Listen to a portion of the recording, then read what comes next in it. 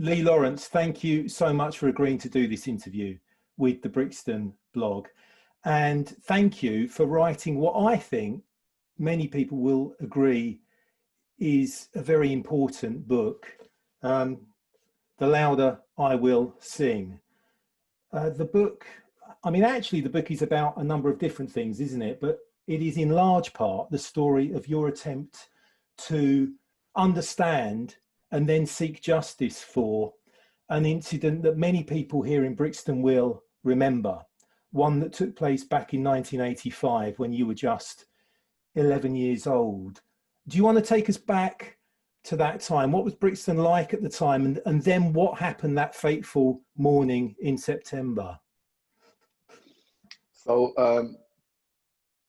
so it's very important for me to be able to depict Brixton in the way that I saw it, because Brixton over many years, and especially back then, was kind of portrayed as this dangerous place that you wouldn't want to be caught late at night in, and you know, this kind of real hostile environment, which wasn't my reality. As a child growing up in Brixton, it was fun, it was exciting, it was safe. We never locked our doors. My door was always open, right? So I didn't really even need a key. We just walked in through the back door all the time. We played out in the streets. We were in and out of each other's houses. It had a real sense of community spirit. That's how I felt. Yeah. And I always use the phrase, "It takes a village to raise a child." That's the type of place that I felt that I lived in. All my mum's friends were like my uncles and aunties. That's how I would view them. And there was also a sense of like the community policed the community. So therefore, when there were any issues within the community, we sorted them out ourselves to some degree. And you always knew somebody that could sort something out, right? So that's how it was for me growing up in Brixton. I also grew up around the time of the Rastafarian movement. Yeah. So there was a lot of that kind of conscious vibe going on as well. So referring to each other as brother and sister, and, you know, that kind of love, you know, that, you know, if you think about Bob Marley's music, you know, so a lot of that kind of vibes was happening. A very positive place. Very positive. Right, so as I said, you know, I'm a kid, and this is how I'm seeing it through my eyes at that time, you know, and I love living in Brixton. So that was Brixton pre the incident. You know, we were poor, right, and so therefore that had an effect. We knew we were poor. We didn't have much. I saw my mum struggle. So that struggle was real, every day struggling to put food on the table. And you knew that as Black people, we were dealt with in disproportionately, meaning that you saw we were treated differently. And I was conscious at a very young age, pre-incident, that, you know, I was taught that if you see a gang of white boys, run. Yeah. That's all we were told. Yeah. So you were aware of racism, and you were aware that you could be attacked just because of the color of your skin. But I wasn't aware of necessarily the police, the issue with the police in the community at that time. I wasn't aware of that as a kid before the incident. Do you remember the 1981 uprising? Would you have been old enough or not quite? Not quite old enough. I mean, that would have been when we just moved to Brixton. Right. And so I haven't got much memories of 81 and you know, and how it impacted on the community. No. So there you are, a happy childhood in a positive place to be growing up, enjoying your BMX, enjoying the music that your mum likes to play at home, enjoying your friends and neighbours and family. And then what happens in September of that year, 1985? If I can take you back to this tragic incident that really forms the core of the book. So this was something that would change my life forever. It was the first time that I'd witnessed any sort of violent crime in that respect, and the trauma of that still lives on. Yeah. So it was the 28th of September 1985. It was the Saturday morning, 7 a.m. and we were asleep in my mum's room. And I heard a noise. I saw my mum get up and walk towards the door. So I thought whatever it was, mum's taking care of it. And I almost just dozed back off. And then the next thing I knew, I heard another loud bang, jumped up this time. And now I'm fully alert. And my mum's just lying on the floor and the man's got a gun in his hand. And he's just shouting at my mum saying, "Where's Michael Groce? Where's Michael Groce?" In this aggressive way. And I just heard my mum in a very faint voice say, "I can't breathe, I can't feel my legs, and I think I'm gonna die." And that freaked me out. You know, I saw my mum laying there vulnerable, and I was just screaming and shouting at this man who had the gun in his hand. I was like, what have you done to my mum? What have you done to my mum? You know, I was even effing and blind and everything. I just felt like I wanted to attack him, to be honest. And then he turned around and pointed his gun towards me and said, "Someone better shut this fucking kid up, like, or else." And as if I was annoying him. And in that moment, there was no sense of compassion for what had happened. There was no sense of, "Oh my God, I've made a mistake." There was nothing like that. It was just almost like you're just annoyed that you haven't got the person that you wanted to get. So you're not, I mean, initially you weren't clear who this intruder was. You know that he's asking after your older brother who doesn't even live with you at the time. You don't know who he is. Exactly. It's at this point, I didn't even realize this was a police officer. Police. And it was only when my dad turned around and said, "Lee, you know, calm down." And I saw the fear on my dad's face that I realized that, oh my God, this is serious, because my dad used to be in the army and he was a security guard at the time. So I thought, my dad's scared, this is serious. And then we got ushered out of the room, and that's where I saw, like, there was about 30 police officers in the house, dogs and guns, and it was madness. It felt like our house just been invaded, and I thought I was still dreaming, to be honest. So, and I was confused because I thought these are supposed to be the good guys. You know, I grew up wanting to be a police officer. So I'm watching all the cop programs on TV. So I'm thinking, how can these guys come here and shoot my mum, my innocent mum, in front of us, and be so aggressive towards us, like we've done something to them.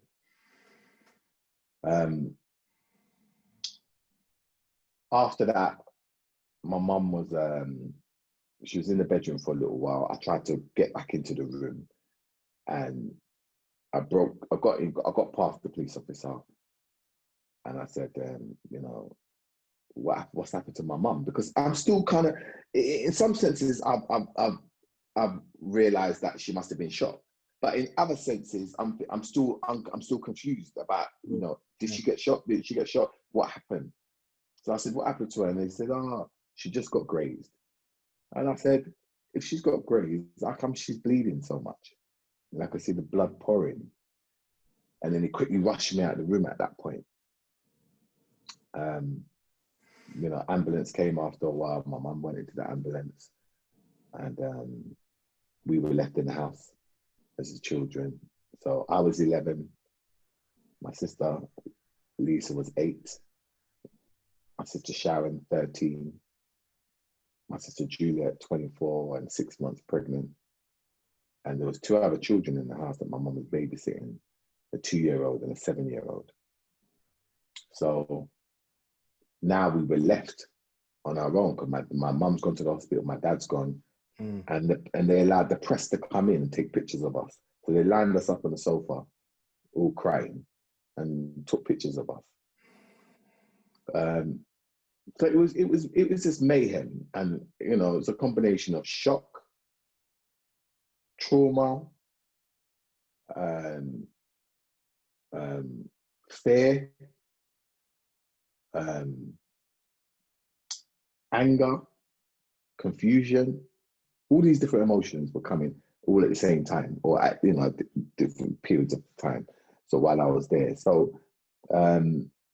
and then the next thing I knew, I just know that crowds were building up outside the house, demanding to know what had happened.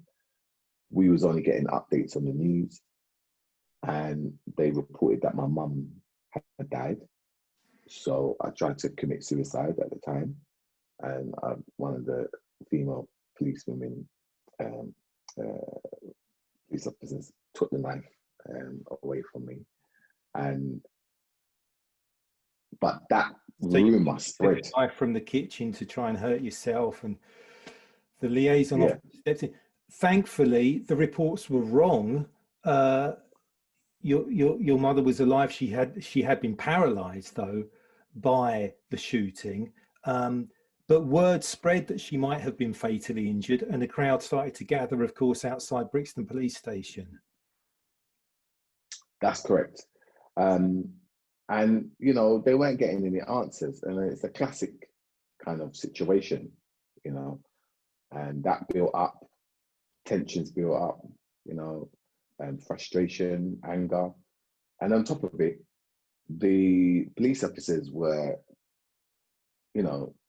saying racist words to the crowd as well, like nigger and all this stuff. So inciting violence as well. And before you know it, kicked off. And then it's as we know it now, like famously known as the Brixton riots of '85, but I call it an uprising because I know that the reason why those people went to the police station in the first place is because an innocent mother was shot in front of her children.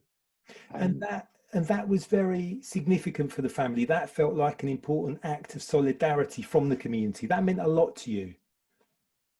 It meant a hell of a lot. It was comforting.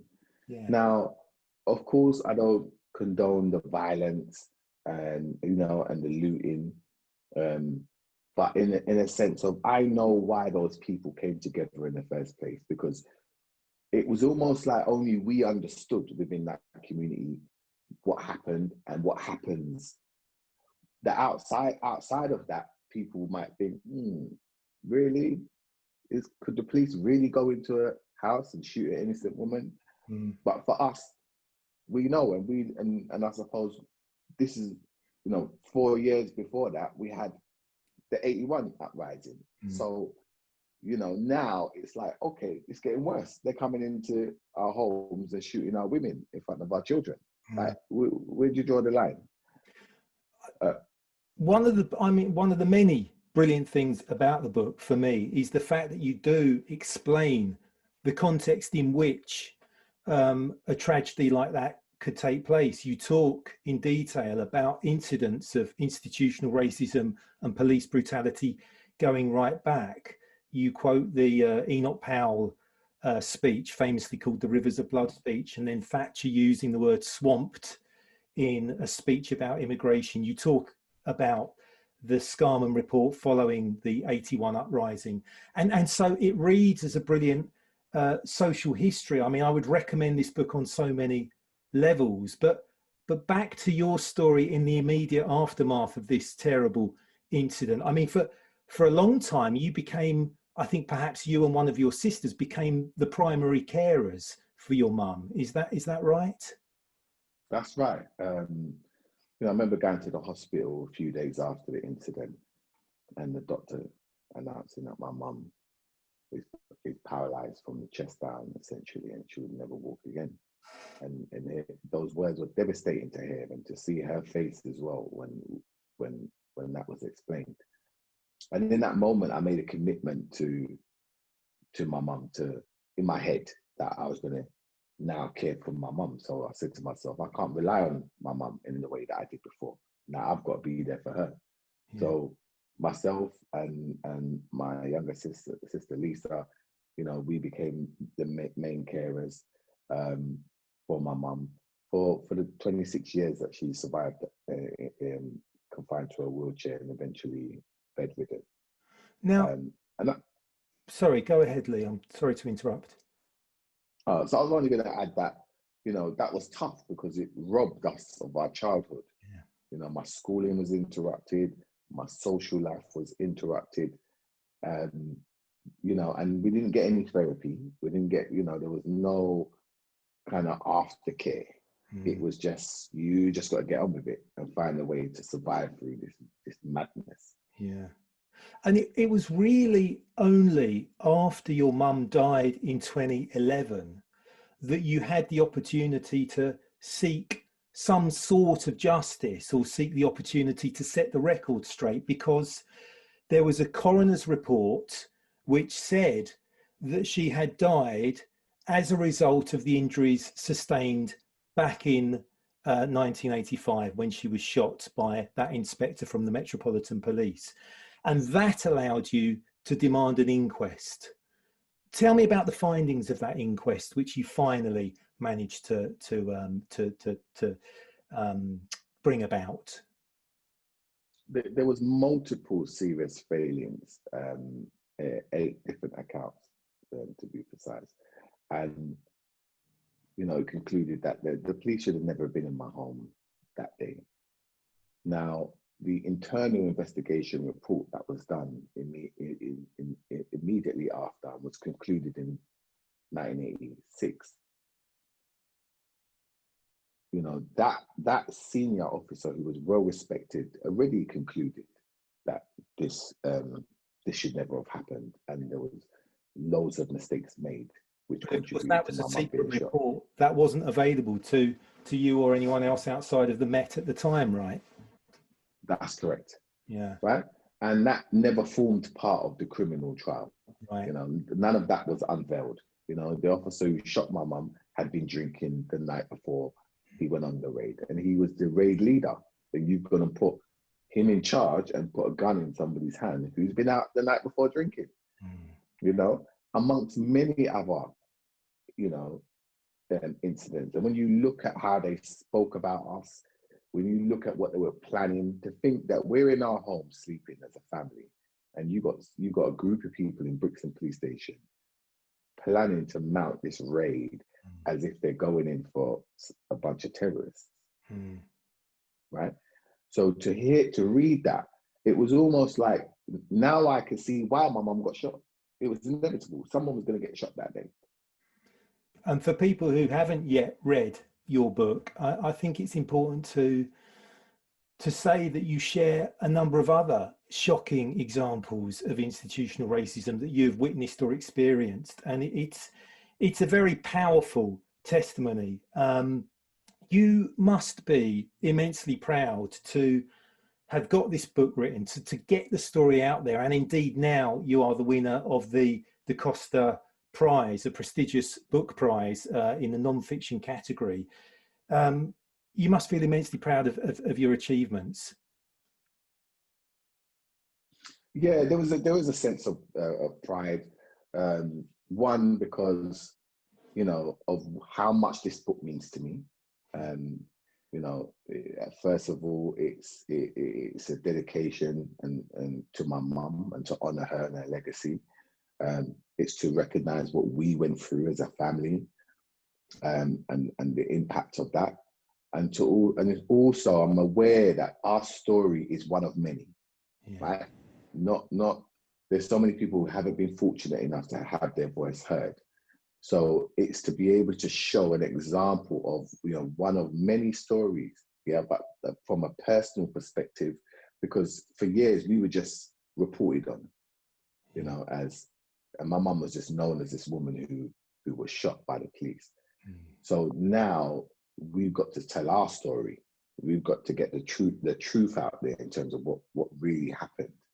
So, and it's something that I know that my mum would be immensely proud of as well. So it means a lot to have that recognition, and it also allows the book to maybe reach audiences that maybe we wouldn't have before being, acknowledged in this way. Yeah. And there's a very, very beautiful epilogue in the book where you talk much more about your mum, about Cherry Groce, and and really you underline the fact that she, of course, was so much more than the victim of police brutality that dreadful day in 1985. You sum up that epilogue by saying that you remember her as somebody who was dancing, always dancing, which I find profoundly moving when we're talking about somebody who, of course, was paralyzed from such an early age. Now, just after the epilogue, you mentioned briefly the Black Lives Matter movement, which of course began back in 2015, but it really exploded last year following the murder of George Floyd in America. And I wanted to share with you the fact that I attended one of the first Black Lives Matter protests that took place in Britain after the murder of George Floyd. It was in Brixton. It was organised and led by young women of colour, probably in their 20s. And it weaved around the back streets of Brixton. And then the leaders of the march called a stop outside 22 Normandy Road. And on the megaphone, they explained the significance of this address and the significance of the story of your mum, Cherry Groce. Does it give you hope to see this new generation of anti-racist activists emerge? It does. It does. I mean, I went on one of the marches myself, and I brought my daughters with me, who were aged 12 and 8, right? And I thought it was important for them to witness this, because number one, it's it's a part of where we're coming from, and I feel so indebted to the community for rising up in the way that they did in support of what happened to my mum. And it probably would never be recognized in the same way if they didn't. Yeah. So anytime I get an opportunity to lend my support, then it's something that I try to do. And when I went there and I saw so many people this time round who didn't necessarily look like us, yeah, but are now empathizing with the situation and are behind the cause and want to see a more fair and just world, that gives me hope. Yeah. And there were people that had placards with my mum's name on it, right? And that was, nice to see that she's remembered. She's still a part of this ongoing legacy of change. And if we're able to use what we've gone through in terms of that terrible experience to help shape the future somewhat, it's never going to be worth it in terms of what we went through, but at least it won't be in vain. And at least we're able to say we can use that to hopefully try and turn things around in a positive way. Yeah. And how is it for you revisiting? I mean, writing the book must have been, emotionally speaking, very difficult, and indeed doing interviews like this, having to go over these very traumatic events. How are you finding this process? Yeah, there's a saying that I've got, that the purpose outweighs the challenge, right? And there's a motto that I used, going through my process. So it's challenging to always connect to what we went through. And when I'm doing an interview, I like to be as authentic as possible. So when you talk to me and you say to me, Lee, what happened? I'm in the room. Yeah. When I'm telling you what's happening, I see my mum. I see the police officer. I know where I was positioned in that room. So that can be emotionally draining. Mm. However, when I see the benefit of bringing the story to the forefront, in terms of whether it's people being inspired, whether it's people being educated and made more aware of these situations. I've had so many people reach out to me. I mean, I recently had a police officer reach out to me, saying that when he read the book, he was in tears, and he wanted to make contact to see how he could be a part of that change as well. Yeah. So to see the book, you know, touching so many people in such a positive way, I mean, their lives for me, the measure of the success of the book. So yeah, it is really hopeful to see that. But I also am a realist. So I know we've still got a lot of work to do, and we've got to keep the momentum up. We can't afford to have this sort of big moment and for it to go really quiet again until we have another moment. You know, what are we going to consistently do to make sure we've got you know, consistent change? Yeah. Well, I do. I mean, I think it's an absolutely brilliant book. I strongly recommend that everybody reads it, and I will be recommending it to everyone I speak to. I mean, I've read a few books that, even books that have won awards, that don't ring true, that seem a bit hammy, that for me, you know, leave me wondering quite why they got the acclaim. Your book absolutely feels so heartfelt and honest, and actually it's extremely compelling. It's a page turner, it's brilliantly structured. I think it's a huge achievement. What's next? I know that you've set up the Cherry Groce Foundation. Are you going to do more writing? What's next for you, Lee? So first of all, you know, in terms of what's in front of me now, I want to make sure that, you know, I throw myself in.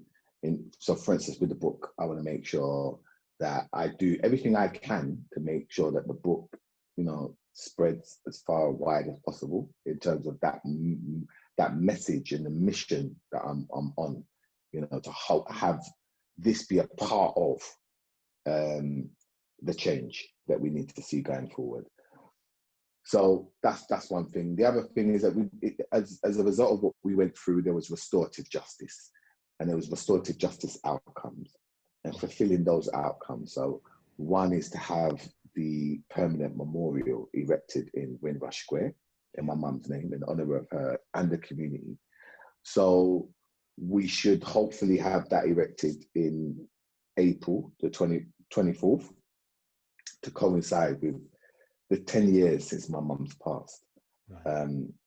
So that's something I'm really looking forward to. The memorial has been designed by the world-renowned Sir David Ajay, the architect. So, you know, I'm really proud of what he's put together.